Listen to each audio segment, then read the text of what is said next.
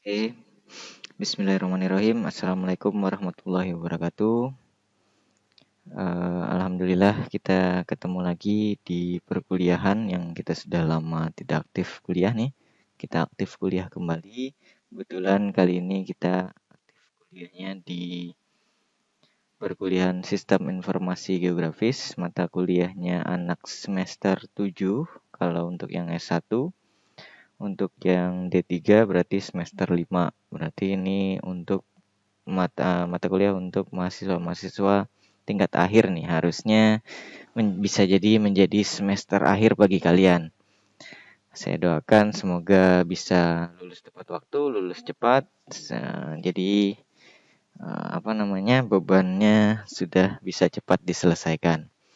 Oke, alhamdulillah, walaupun kita ketemunya masih secara virtual, tapi kita masih bisa kuliah karena banyak di luar sana yang untuk kuota, untuk jaringan pun juga agak susah. Oke, ada beberapa hal yang akan saya sampaikan hari ini untuk pertemuan pertama kali ini. Mungkin nanti nggak panjang videonya, ini saya rekam video, mungkin beberapa pertemuan nanti juga akan saya rekamkan video biar penjelasannya lebih enak dan bisa ditonton berulang sama kalian dibanding dengan saya hanya ngasih slide nanti. Oke, tapi mungkin tidak setiap waktu. Hanya untuk beberapa yang perlu saya jelaskan saja. Oke, kita di perkuliahan Sistem Informasi Geografis. Dosen pengampu utamanya itu Pak Ansar.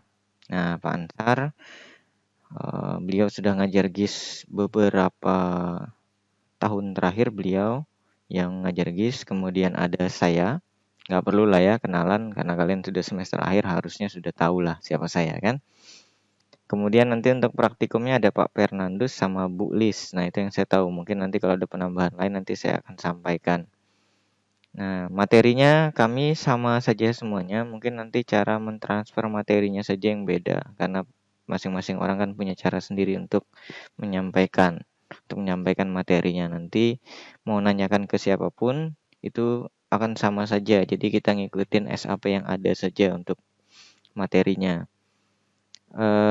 Selanjutnya ini kontaknya saya, itu emailnya saya, itu nomor handphonenya saya. Mungkin dari beberapa kalian sudah nyimpan nomor saya karena sudah semester akhir. Beberapa juga sering saya kontak mungkin terkait dengan beasiswa atau terkait dengan yang lainnya lah.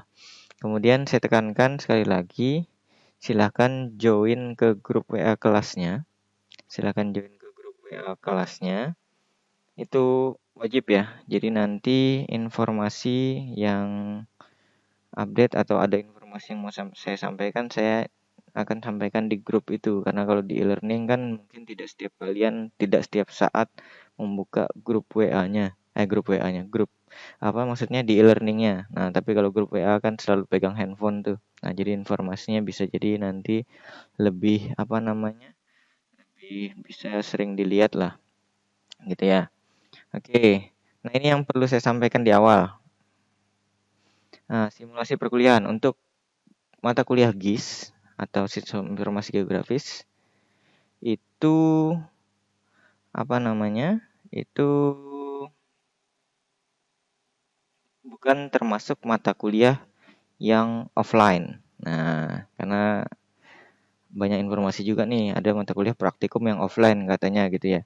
Nah, untuk mata kuliah Sistem Informasi Geografis itu kita full online. Kita full online baik teorinya ataupun praktikumnya. Namun simulasi yang kita buat yang ada dari akademik yang mengeluarkan itu simulasinya dibuat sampai dengan UTS. Nah, kita berharapnya nanti setelah UTS kita bisa tatap muka, kita bisa langsung ketemu di kelas, di lab gitu. Nah, itu semoga kita doakan sama-sama lah. Amin.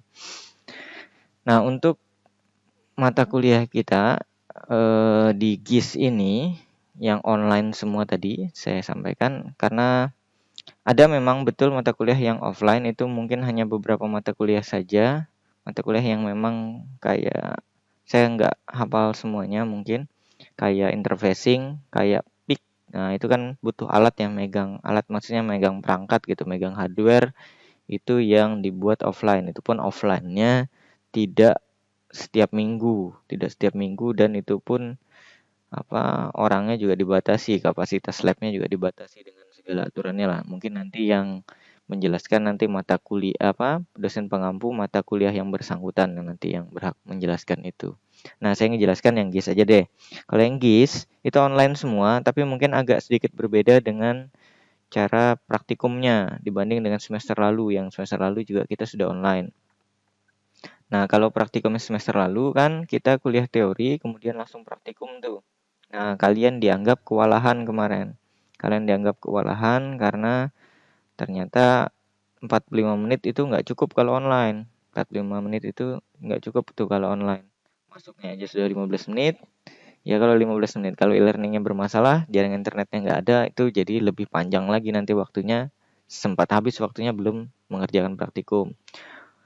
Nah, untuk yang semester ini itu dibuat agak sedikit berbeda. Nah, pertemuan pertama yang hari ini nih, ini pertemuan pertama nanti kita 3 SKS langsung teori semua. Nah, teori semua nanti. Teori semua walaupun nanti mungkin saya tidak masuk materi dulu, saya masuk pengantar-pengantar saja dulu hari ini. Pertemuan kedua begitu juga materi, tidak ada praktikum ya. Pertemuan pertama, pertemuan kedua itu tidak ada praktikum. Di pertemuan ketiga nanti baru praktikum. Nah, praktikumnya sudah langsung 2 SKS. 2 SKS artinya berarti nanti 1,5 jam. Langsung 1,5 jam nanti kalian untuk praktikum. Kemudian nanti teori lagi, praktikum lagi, teori lagi, praktikum lagi. Nanti di pertemuan akhir sebelum UTS baru nanti pertemuannya teori langsung praktikum. Tapi nanti untuk praktikum yang 1,5 jam tadi itu tergantung kebijakan dari asisten praktikumnya lagi. Apakah mereka nanti ngasih waktu 3 hari, ngasih waktu 1 minggu. Nah, kalau yang saya kan waktu itu sempat tuh saya ngasih waktu 1 minggu tuh. Nah, karena saya anggap waktu itu kalian masih penyesuaian untuk kuliah online. Jadi saya kasih waktu agak lebih panjang. Kemudian mungkin kayak di pertemuan terakhir nanti yang kayak 8 itu paling nanti saya ada kuis atau tugas atau gimana nanti kita menyesuaikan saja. Nah, di pertemuan terakhir yang 1 SKS-nya si praktikum itu biasanya sih perbaikan praktikum tuh. Nah, kira-kira nanti perkuliahan kita sampai dengan UTS itu bentuknya seperti itu. Nah, nanti setelah UTS, kita doakanlah semoga bisa offline. Jadi lebih enak kan ngajarnya ketemu langsung. Oke, lanjut dulu. Kalau kontrak perkuliahan, tugas kuis UTS UAS itu persentasenya seperti itu. 20%, 20%, 30%, 30%. Jadinya 100% tuh. Tugas dan kuis kalau yang pernah ikut perkuliahan saya mungkin itu nilainya sedikit lebih tinggi. Biasanya saya kasih 15 atau 10% saja. Tapi karena kita perkuliahannya masih online nih, kayaknya tugas dan kuis itu saya kasih tinggi nilainya untuk menopang nanti saya kan tidak bisa hanya menilai nanti dari UTS dan UASnya saja. Karena online kita tidak bisa melihat langsung hasilnya seperti itu. Oke, kemudian untuk kehadiran. Nah, kontrak perkuliahannya nggak banyak ya, karena kita nggak pertemuan. Misalnya terlambatan atau bagaimana itu nggak ada. Paling yang saya mau atur adalah kehadirannya. Nah, kehadirannya itu tetap saya ngikut mengacu pada peraturannya dari akademik, yaitu 75% dari kehadiran dosen. Nah, biasanya kita kan 3 kali itu boleh tidak hadir. Nah, tapi seharusnya sih kalau online seharusnya bisa hadir semua. Kenapa saya bilang harusnya bisa hadir semua? Kan absennya online. Luangkanlah waktu 5 menit untuk absen itu. Karena pengalaman dari online yang kemarin, dari perkuliahan online yang kemarin itu banyak juga yang tidak bisa ikut UTS, tidak bisa ikut UAS karena kehadirannya. Nah, karena nggak bangun atau apa gitu kan ya. Nah, saya sarankan sama kalian kalau di perkuliahan saya sarankan untuk tiap pertemuannya kalau bisa absen lah, kalau bisa absen dan wajib lah memang absen itu. Kalau bisa hadir semua gitu. Kenapa seperti itu? Untuk perkuliahan saya nanti bentuknya itu akan saya kasih slide kalau memang ada materi yang harus disampaikan, atau kalau memang tidak ada slide atau ada materi pengantar seperti itu saya buatnya nanti dalam bentuk video. Nah, materi itu kan nanti bisa dilihat belakangan gitu ya. Kalau bisa luangkan waktu untuk absen dulu saja. Jadi selama dalam 1 minggu itu kan masih bisa dilihat materi saya. Nah, kalau bisa, tapi dipantau juga ya. Mungkin ada sewaktu-waktu nanti saya minta kita join secara virtual. Makanya saya suruh gabungnya tadi di grup tadi. Saya gabung di grup WA tadi biar ada informasi update bisa dilihat di situ. Kemudian untuk presensinya dibukanya kapan? Dibukanya saya buka setiap perkuliahan mulai awal jam perkuliahan sampai saya tambahkan plus 15 menit setelah berakhirnya perkuliahan. Nah, jadi waktunya cukup panjang tuh. Kalau misalkan 3 SKS kan berarti 2,5 jam tuh ya. Nah, 2,5 jam ditambah 15 menit, jadi 2 jam 45 menit dibuka tuh. Nah, harusnya luangkan waktu kan absen nggak lama tuh 5 sampai 10 menit saja. Harusnya bisa lah absen dulu. Nah, utamakan dulu absennya. Nanti materinya bisa belakangan. Belakangan dilihatnya maksudnya, jangan juga nggak dilihat. Nah, kalau nggak dilihat nanti jatuhnya nanti ke tugas kuis UTS UASnya yang nilainya rendah ya, sama saja hadir tapi tugas kuis UTS UASnya nggak ada, nilainya juga jelek ya bisa juga dapat nilai D gitu kan ya. Oke, lanjut lagi dulu. Nah, kita masuk materi sedikit. Saya mau kasih gambaran saja sama kalian untuk mata kuliah Sistem Informasi Geografis, atau kalau di Indonesia kan itu Sistem Informasi kalau kalau disingkatnya itu namanya SIG. Kalau yang di bahasa Inggrisnya kan GIS tuh, kalau bahasa Indonesia disingkatnya SIG, sama saja itu. Nah, secara definisi kalau kita baca di sini, suatu komponen yang terdiri dari perangkat keras, komputer, perangkat lunak, data geografi, dan sumber daya manusia yang dirancang secara efektif untuk memasukkan, menyimpan, memperbaiki, memperbaharui, mengelola, memanipulasi, mengintegrasikan, menganalisa, dan menampilkan data dalam suatu informasi berbasis geografis atau ESRI. Nah, ESRI itu apa? ESRI itu Environmental System Research Institute. Apa itu? Itu perusahaan yang memasuk software tentang sistem informasi geografis yang diakui secara internasional. Nah, jadi nanti aplikasi yang kita pakai pun keluarannya dari ESRI nanti. GIS berbasis web dan manajemen geodatabase. Pusat ESRI berada di Redland, California. Nah, lagi-lagi perusahaannya dari Amerika. Oke, nanti kita bedah pelan-pelan. Kalau kita ngelihat dari definisinya saja, kita belum dapat gambaran nih apa yang akan kita pelajari dalam 1 semester ini nanti. Oke, kalau kita bedah dari sistem informasi geografis bisa kita bedah, kita bagi jadi dua kata atau dua kata sambung. Ada sistem informasi dan informasi geografis. Nah, kalau sistem informasi mungkin kalian sudah sering dengar, kemudian sering dijelaskan juga tentang definisinya mulai dari awal semester PTI misalkan atau APSI dan yang lainnya lah. Itu sudah sering disebutkan definisinya apa, mungkin saya bacakan saja di sini. Suatu sistem yang dibuat oleh manusia terdiri dari komponen-komponen dalam organisasi untuk mencapai suatu tujuan, yaitu menyajikan informasi. Kalau informasi geografis, informasi mengenai tempat-tempat yang terletak di permukaan bumi. Nah, anak-anak IPS nih yang SMA-nya dulu IPS tahu nih, pernah belajar geografi. Pengetahuan mengenai posisi di mana suatu objek terletak di permukaan bumi dan informasi mengenai keterangan-keterangan atribut yang terdapat di permukaan bumi yang posisinya diketahui. Nah, informasi geografis, pokoknya informasi ya tentang peta di mana letak Indonesia. Nah, seperti itu informasi geografis bentuknya.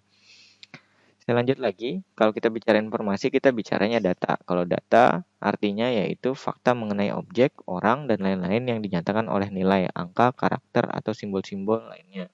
Jadi keterangan mengenai sesuatu hal lah, yang fakta gitu, fakta yang mengenai suatu objek, orang, atau apapun lah itu. Yang disimbolkan dalam bentuk apa? Angka, karakter, huruf, kata, dan yang lainnya. Nah, kalau data di dalam GIS itu terbagi menjadi dua. Ada data spasial atau geospasial dan data non-spasial atau atribut bacanya. Nah, data spasial itu apa? Kita baca dulu. Data hasil pengukuran, pencatatan, pencitraan terhadap suatu unsur keruangan yang berada di bawah, pada atau di atas permukaan bumi dengan posisi keberadaan mengacu pada sistem koordinat bumi bergeoreferensi. Nah, itu data spasial. Nanti kita bedakan ya dengan data non-spasial. Data non-spasial apa? Merepresentasikan aspek-aspek deskriptif atau deskriptif itu apa ya? Deskripsi, keterangan, menerangkan gitu dari fenomena yang dimodelkan. Nah, jadinya contohnya gini, kalau data spasial itu gambar peta atau peta kota Tarakan, gambar jalannya di sini, ini di sini. Nah, kalau dia nama jalannya, kemudian jumlah penduduknya berapa, kemudian apalagi luas wilayahnya berapa, nah itu data non spasial. Jadi data yang berbentuk eh, kayak tabel gitu, kayak tabel itu data non spasial. Tapi kalau data spasial itu gambaran yang kita bisa lihat dari data geografisnya. Kemudian setelah data kita ke informasi. Informasi itu adalah makna atau pengertian yang dapat diambil dari suatu data dengan menggunakan konversi-konversi yang umum digunakan dalam representasinya. Jadi informasi itu ya kumpulan data yang dibentuk sehingga menghasilkan makna tersendiri yang bisa kita ambil gitu, bisa kita mengerti gitu. Kalau dari data saja kan kita tidak bisa mengerti apa-apa tuh. Gabungan dari data kita buat nanti menghasilkan dia informasi namanya. Oke, lanjut dulu. Nah, di data spasial itu terbagi dua lagi. Terbagi dua lagi. Ada data vektor namanya, ada data raster. Nah, data vektor itu apa? Data raster itu apa? Nah, data vektor itu data yang menampilkan pola keruangan dalam bentuk titik, garis, kurva, atau poligon. Data vektor sangat baik untuk merepresentasikan fitur-fitur jaringan jalan, gedung, rel kereta, dan letak koordinat. Nah, kalau kalian pernah buka Google Maps, kemudian ada muncul garis-garis jalan masuk gitu ya. Nah, itu datanya bentuknya vektor. Jadi garis-garis titik-titik gitu. Itu data vektor. Nah, kelemahannya ketidakmampuannya dalam mengakomodasi perubahan fenomena yang bersifat gradual. Gradual itu artinya apa ya? Perubahannya setiap saat gitu. Setiap saat maksudnya setiap saat kayak misalkan terjadi gempa, jalannya tertutup gitu. Nah, itu kan kita harus gambarkan ulang tuh data vektor. Misalkan kita harus garis ulang, misalkan jalanannya tiba ada jalan, kemudian kita jadikan jalan buntu atau jalan buntu, kemudian kita jadikan jalanannya tembus gitu. Kan berarti kita harus gambarkan ulang. Nah, itu kelemahannya data vektor. Kemudian ada data raster. Data raster itu apa? Data yang menampilkan sisi ruang bumi dalam bentuk pixel, picture element yang membentuk grid atau petak yang dihasilkan dari penginderaan jauh. Pada data raster, resolusi tergantung pada ukuran pikselnya. Semakin kecil ukuran permukaan bumi yang direpresentasikan, maka akan semakin tinggi resolusinya. Data raster sangat baik untuk menggambarkan keadaan jenis tanah, vegetasi, dan kelembapan tanah. Nah, kalau data raster ini berbeda dengan data vektor. Data vektor tadi kita buka Google Maps, kelihatan jalan-jalannya, nah itu vektor tuh. Nah, kalau kita buka Google Maps, mau lihat data raster itu kalian buka Google Maps, kemudian kalian pilih yang citra satelit. Nah, citra satelit itu kan kelihatan pohonnya, kan bentuknya gambar ya, bukan hanya garis-garis saja. Nah, bentuknya gambar. Nah, itu data raster. Bisa ngelihat rumahnya gitu. Nah, itu gambar pixel ya jadinya, bentuknya gambar. Itu datanya namanya data raster. Nah, itu kan kalau ada perubahan kan dia gampang tinggal mengubah gambarnya saja tuh. Karena dia citranya citra satelit. Oke, kelemahannya ada juga pada besaran ukuran file. Semakin tinggi resolusi gambar, maka ukuran file akan semakin besar. Nah, kelemahannya di situ. Ketika kita ngelihat Google Maps kemudian menggunakan satelit tadi, kita ngelihat, nah itu tampilannya nanti bentuknya pohon-pohon gitu ya, kita lihat citra satelitnya yang keadaan sekarang itu seperti apa. Nah, itu kan jadi lebih lama kan ya. Lebih lama proses dia mengambil lebih banyak paket data. Berarti kan gambarnya lebih besar dibanding dengan data vektor yang cuman Google Maps tuh yang gambar garis-garis jalan itu kan lebih cepat tuh bisa ngelihatnya. Oke, lanjut lagi. Nah, ini perbandingannya raster dan vektor. Vektor tuh garis, titik, atau area gitu. Nah, kalau raster itu dia bentuknya pixel, kayak gambar gitu, foto, bentuknya kayak gitu. Oke, lanjut lagi dulu. Kalau sejarahnya GIS itu yang pertama yang pernah ditemukan itu Dari 35.000 tahun yang lalu di dinding Gua Lascaux di Prancis, para pemburu Cro-Magnon menggambarkan hewan mangsa mereka, juga garis-garis yang dipercaya sebagai rute migrasi hewan-hewan tersebut. Jadi mereka gambar tuh di dinding gua jalur-jalurnya perjalanannya mereka, menggambar kan pemburu ya, pemburu nyari hewannya ada di mana. Nah, itu kayak gambar peta dia di situ, itu awal mulanya tuh. Kemudian di tahun 1700-an, teknik survei modern untuk pemetaan topografi diterapkan, termasuk ya versi awal pemetaan tematis. Nah, pemetaan itu sekitar tahun 1700-an. Peta. Peta. Kemudian di tahun 1900-an awal memperlihatkan perkembangan litografi foto di mana peta dipisahkan menjadi beberapa layer. Nah, dia dicetak sudah ada di sini, sudah ada bentuk apa ya, tinggi rendahnya gitu. Nah, bentuk di situ tuh di 1900-an tuh sudah ada peta yang menggambarkan kedalaman laut gitu misalkan atau ketinggian. Jadi beda kalau di 1700-an itu kan hanya menggambarkan daerah mana gitu. Nah, di sini sudah mulai perkembangannya. Kemudian di 1967 Roger Tomlinson menggambarkan Canadian Geese yang diterapkan oleh Departemen Energi, Pertambangan dan Sumber Daya di Ottawa, Ontario untuk menyimpan, menganalisis dan mengolah data yang dikumpulkan untuk meninventarisasi tanah Kanada. Jadi Ottawa, Ontario itu di Kanada. Jadi dia apa ya, memetakan tentang sumber dayanya dia di Kanada itu mana. Oh, di sini lahan tambang minyak, misalkan tambang emas dan yang lainnya. Itu mulai sudah ada di tahun 1967. Kemudian 1970-an itu mulai ada aplikasinya. Nah, mulai ada aplikasinya itu di 1970-an. Beberapa vendor seperti Integraph mengeluarkan aplikasi pemetaan komersil. Nah, dan dijual di tahun itu. Maksudnya ada aplikasi-aplikasi tentang pemetaan dan itu bisa dijual. Kemudian vendor lainnya seperti Esri yang akan kita pakai nanti dan Mapinfo berhasil membuat banyak fitur GIS. Nah, untuk yang akhir, perkembangan di akhir, itu perkembangan industri tahun 1980-an dan 1990-an maju pertumbuhan GIS pada workstation Unix dan komputer pribadi. Nah, jadi ini sudah bentuknya sudah komersil sekali, bentuknya sudah perusahaan. Itulah perkembangan GIS itu mulai 1980-an, 1990-an yang kita lihat sekarang nih. Dan di akhir eranya kita, GIS itu sudah bentuknya nampilnya di internet itu akhir abad 20, jadi 2000-an itu baru ada Google Maps dan semacamnya itulah. Oke, kita lanjut lagi. Kenapa sih harus belajar GIS? Jadi ada beberapa keuntungan menggunakan GIS ini. Penanganan data geospasial menjadi lebih baik dalam format baku. Kemudian revisi dan pemutakhiran data menjadi lebih mudah. Data geospasial dan informasi lebih mudah dicari, dianalisis dan direpresentasikan direpresentasikan penghematan waktu dan biaya. Keputusan yang akan diambil menjadi lebih tepat sasaran. Nah, itu keuntungan menggunakan GIS. Jadi mungkin sebelum ke memahami keuntungan menggunakan GIS, jadi GIS yang akan kita pelajari nanti selama 1 semester nanti, mungkin nanti kita akan belajar, misalkan kita akan membuat data dulu, misalkan kita bikin peta.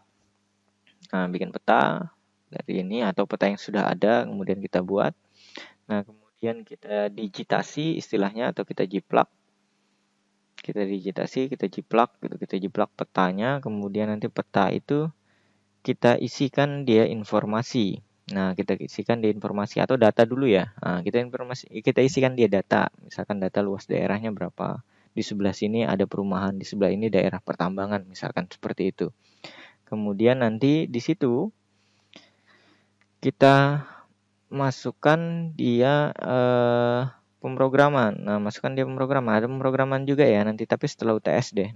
Nanti kita masukkan dia pemrograman.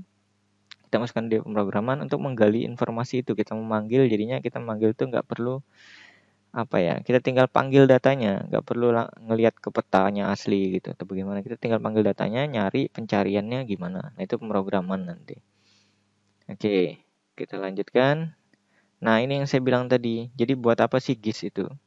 Jadi misalkan ada orang nanya di mana rumah itu. Nah, GIS itu fungsinya buat itu. Di mana rumah Pak Hasan misalkan. Nah, koordinat X dan Y, nah, posisinya di mana kita tinggal lihatkan petanya. Sama seperti kita mencari di Google Maps tuh.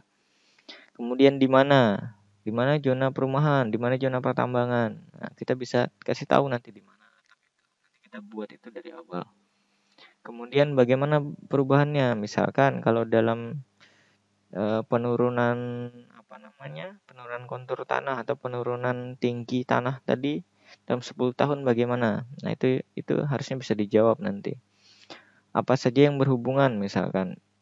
Misalkan maksudnya ATM terdekat dari rumah saya yang mana? Nah, menjawab pertanyaan-pertanyaan seperti itu GIS harusnya bisa menjawab itu.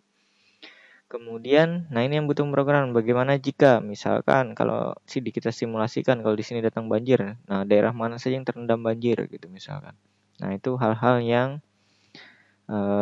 harusnya GIS bisa jawab itu gitu. Nah, untuk aplikasi kita nanti pakainya ArcGIS-nya kalau yang di lab kita samakan saja itu versinya versi 10.2. Kalau mau download silahkan download saja sendiri, filenya sekitar 800 sampai 900 MB, hampir 1 giga lah, hampir 1 giga filenya. Jadi kalau download juga lumayan agak besar. Kalau mau ke tempat saya juga boleh, tapi jangan semuanya. Perwakilan kelasnya saja nanti. Perwakilan kelasnya 1 atau 2 orang, nanti copy saja filenya. Installnya gampang kok, banyak juga tutorial menginstalnya di web nanti di browser, nanti cari aja di Google. Banyak cara menginstalnya. Nah, itu kita pakai. Itu akan kita pakai nanti sampai akhir semester ArcGIS itu. Nah, tapi pastikan dulu nanti apa namanya? Spesifikasi minimum dari laptop atau komputer kalian itu mampu membuka ArcGIS-nya. Nanti silakan cari spesifikasi minimumnya, nanti cari di Google banyak itu. Kemudian nanti kita setelah UTS nanti kita pakai pemrograman sedikit yang saya sebut tadi. Nah, nanti makainya pakai Python, pakai Python. Nah, itu nggak susah sih, pemrogramannya nggak banyak, cuman manggil data dan yang lainnya sih kita nanti. Nah, pemrogramannya juga nggak susah-susah amat. Harusnya kalian kan sudah di semester akhir nih, sudah pernah belajar bahasa C itu di PBO 1-2, PHP gitu. Kalau sudah memang bisa di situ sih harusnya bisa sih Python. Nah, cuman beda-beda sedikit saja. Dasarnya juga pakainya bahasanya bahasa C. Oke, itu nanti kalau mau WA saja saya, kalau mau aplikasinya nanti ketemu, nanti bawa harddisk atau apa, saya kasih tahu tadi ukuran filenya itu sekitar 800 sampai 900 MB, jadi 1 gigaan lah.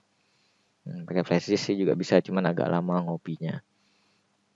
Cuman jangan semuanya ke tempat saya, nanti malah menumpuk di situ, nanti kita kena tegur lagi gitu kan masih protokol kesehatan masih dijalankan. Oke, cukup mungkin pertemuan pertama itu. Nanti kalau ada yang mau tanyakan silahkan tanyakan lewat di grup WA. Sekali lagi saya ingatkan, jangan lupa join grup WA kelasnya. Saya wajibkan lah gitu ya, saya wajibkan karena nanti informasi yang update dan yang lainnya itu akan saya sampaikan di grup itu. Untuk materi nanti kita sampaikan di pertemuan kedua saja, maksudnya prakteknya nanti.